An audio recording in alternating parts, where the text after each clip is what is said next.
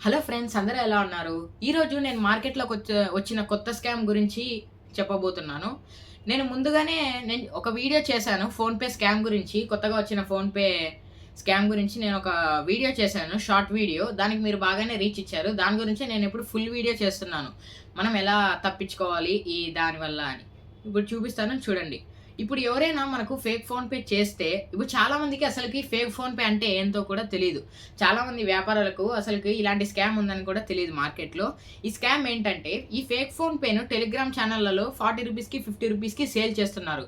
ఈ ఫోన్‌పే సేమ్ డిట్ టు డిట్ ఫోన్‌పే యాప్ లాగే ఉంటుంది. సేమ్ ఫోన్‌పే యాప్ లాగే ఉంటుంది. కానీ మనము ఒకవేళ ఇప్పుడు కొత్తగా వచ్చిన అప్డేట్ ముందెలా ఉందంటే, ఫోన్‌పే చేస్తే జస్ట్ మెసేజ్ కూడా ఏం రాదు. జస్ట్ ఫోన్‌లో సక్సెస్ అవుతుందంతే. ఇప్పుడు కొత్తగా వచ్చిన అప్డేట్ ఏంటంటే, మెసేజ్ కూడా వెళ్తుంది. దాంతో పాటు సౌండ్ బాక్స్ కూడా రింగ్ అవుతుంది. రూ. 100 లోపల ఒకవేళ అమౌంట్ మనం చేస్తే రూ. 100 లోపల సౌండ్ బాక్స్ రింగ్ అవుతుంది.